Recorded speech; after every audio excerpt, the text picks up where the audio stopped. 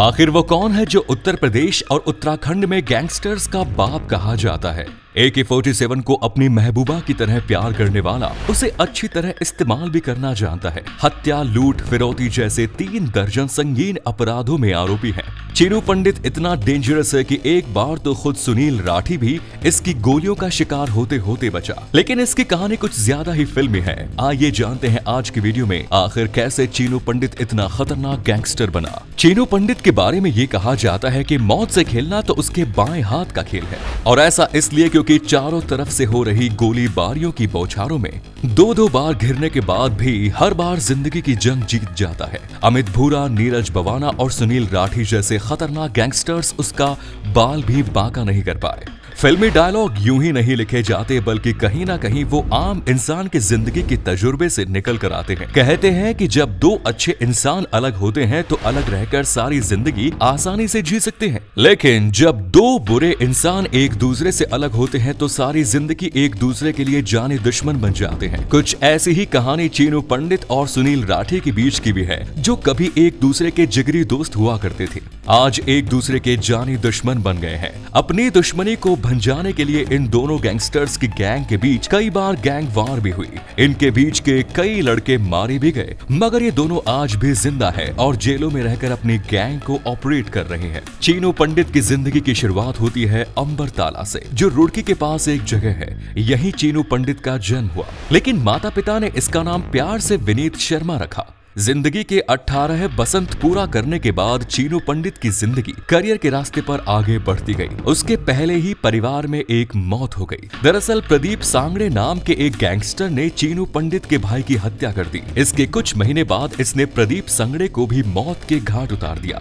कहा जाता है कि चीनू पंडित ने ही अपने भाई की हत्या का बदला लिया। अपने भाई की मौत के गम में वो इस कदर जुनूनी हो गया कि वो एक के बाद एक हत्याएं करता जा रहा था। चीनू पंडित के बारे में लोगों का कहना है कि अपने भाई की हत्या का बदला लेने के बाद उसके कदम अपराध के रास्ते पर जो एक बार आगे बढ़े तो फिर कभी वापस पीछे की तरफ नहीं लौटे, बल्कि आगे चलकर विश्वास पंडित गैंग का शार्प शूटर बन गया। लेकिन आगे चलकर गैंगस्टर विश्वास पंडित को पुलिस ने अपनी गोलियों का शिकार बना लिया। इसके बाद विश्वास पंडित गैंग की पूरी कमान चीनू पंडित के हाथ में आ गई। हालांकि इस समय इस गैंग को सुनील राठी और चीनू पंडित दोनों एक साथ कमांड कर रहे थे। साल 2006 में कृषि विभाग के एक अधिकारी की प्रशासनिक भवन के सामने ही बड़ी बेरहमी से हत्या कर दी गई। ये दिल दहला देने वाला हत्याकांड जैसे ही लोगों के सामने आया तो लोग दहशत से भर गए। इस कांड में सुनील राठी, चीनू पंडित के साथ साथ आकाश त्यागी का भी नाम सामने आया। बताया जाता है कि यह हत्याकांड ही वो टर्निंग पॉइंट था जहां से सुनील और चीनू दोनों के रास्ते अलग अलग हो गए। प्रॉपर्टी का धंधा, केबल कारोबार के साथ साथ अपराध जगत में वर्चस्व की लड़ाई इन दोनों के बीच आ गई।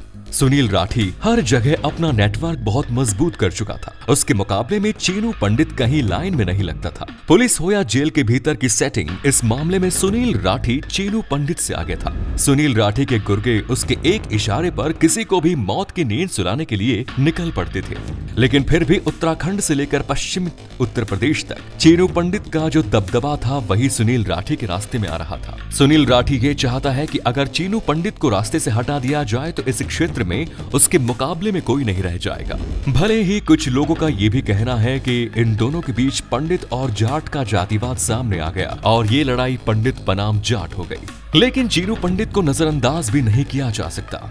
उसके जानने वाले कहते हैं कि चीनू पंडित का दिल जिस चीज पर आ जाए वो उसे हासिल करके रहता है, और जो उसके दिमाग में खटक जाए उसे वो मिटाकर ही चैन की सांस लेता है। सुनील राठी अब उसकी आंखों में खटकने लगा, इसलिए वो किसी भी कीमत पर उसे मारना चाहता था। जो लोग चीनू पंडित को जानते हैं उनका मानना है कि चीनू पंडित बहुत ही शातिर और तेज दिमाग का है। वो कब क्या करेगा केवल वही जानता है। चीनू पंडित रुड़की से MLA का चुनाव लड़ना चाहता था और दुश्मनों ने ये होने नहीं दिया। लेकिन चीनू पंडित ने भी हार नहीं मानी। उसने अपनी मां शशि शर्मा को पार्षद के लिए चुनाव के मैदान में उतार दिया और ये चुनाव चीनू पंडित की मां ने जीत भी लिया। चीनू पंडित ने रुड़की में एक व्यापारी को मौत की नींद सुला दिया। ये घटना साल 2008 की है, लेकिन तब से अब तक चीनू पंडित के ऊपर 27 संगीन अपराधों के मामले दर्ज हो चुके हैं। इनमें हत्या, लूट, अपहरण, रंगदारी जैसे मामले शामिल हैं। ये घटना 5 अगस्त साल 2014 की है, जब चीनू पंडित रुड़की जेल से रिहा होने जा रहा था। रिहा होकर वो काफी खुश था। जेल के बाहर एक गाड़ी खड़ी थी जिसमें उसके दोस्त और उसका भाई मौजूद था। वो सभी उसे लेने के लिए आए, लेकिन इसके साथ ही जेल के बाहर चीनू पंडित का इंतजार उसकी मौत कर रही थी, क्योंकि सुनील राठी ने देहरादून की जेल के भीतर बैठकर ही चीनू पंडित की मौत की पूरी व्यवस्था कर ली। उसने चीनू पंडित को मरवाने के लिए 2 गैंगस्टर को कॉन्ट्रैक्ट दिया, जिनमें एक था देवपाल राणा और दूसरा था अमित भूरा। कुल मिलाकर जेल के बाहर चीनू पंडित का इंतजार उसके दोस्त और दुश्मन दोनों ही कर रहे थे। पंडित रुड़की जेल में कई महीने गुजार कर बाहर आने की वजह से चीनू पंडित काफी खुश नजर आ रहे थे। शाम के 5 बज चुके थे। वो बाहर आकर अपनी कार में बैठने जा रहा था कि तभी AK-47 के साथ साथ 9mm की पिस्टल से निकली हुई गोलियां उसकी तरफ बढ़ने लगी। पंडित पर फायर करने वाले अमित भूरा, नीरज बवाना और देवपाल राणा गैंग के गुर्गे थे। इस हमले में चीनू पंडित के 3 साथी जगह पर ही मारे गए, लेकिन चीनू पंडित खुद बच गया। उसके साथ जो और लोग बचे थे वो घायल हो गए। इसके बाद चीनू पंडित की दुश्मनी और भी भयानक हो गई। ये घटना 7 मई 2016 की है, जब रुड़की के क्लासिक बार में आकाश त्यागी को धोखे से बुलाया गया। दरअसल चीनू पंडित के भाई राजीव और शगुन ने आकाश त्यागी को रात में क्लासिक बार में बुलाया, उसे शराब पिलाई और उसके बाद चीनू पंडित अपने गनर के साथ वहां पहुंचा। उसने गनर को बाहर ही रहने का इशारा किया और खुद अंदर आ गया। आकाश त्यागी के सीने में 3 गोलियां मारी और उसकी हत्या कर दी। दरअसल एक समय था जब चीनू पंडित और आकाश त्यागी दोनों ही सुनील राठी के लिए काम करते थे, पर आगे चलकर जब सुनील और चीनू अलग हुए तो आकाश चीनू की तरफ आ गया। लेकिन चीनू पंडित को इस बात का शक था कि आकाश उसके गैंग में रहकर सुनील राठी के लिए मुखबरी कर रहा है। इसके बाद तारीख में बदलती है।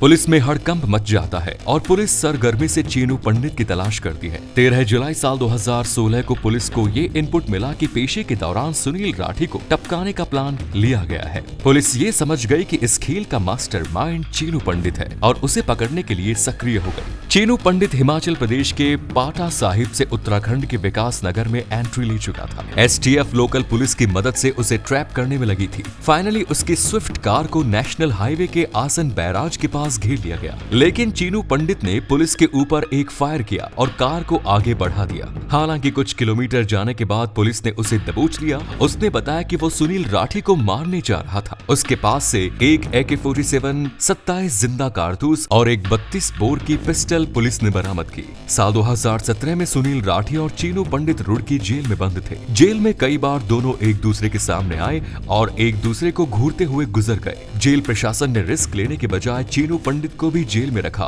और सुनील राठी को बागपत जेल में शिफ्ट कर दिया। नवंबर 2016 में चीनू पंडित ने जेल में ही रहते हुए गैंगस्टर देवपाल राणा को मौत के घाट उतरवा दिया। देवपाल राणा को जब पेशे के लिए लाया गया तब उस पर गोलियां बरसाई गई और इस मामले में ऋषिपाल राणा नाम के एक व्यक्ति का होना पाया गया, कि जिसके बारे में कहा जाता है कि वो उसका राजनीतिक प्रतिद्वंदी था। बेशक ये बात हमारे सिस्टम के गाल पर तमाचा हो कि 2016 से बंद गैंगस्टर चीनू पंडित जेल से ही अपने गैंग को ऑपरेट कर रहा है, मगर शायद इसकी तह में जाकर इसे रुकवाने का काम सिस्टम कर रहा हो। आपको क्या लगता है? हमें इस सवाल का जवाब कमेंट बॉक्स में लिखकर जरूर बताइए। फिर मिलेंगे नई वीडियो में। जय हिंद, जय भारत, वंदे मातरम।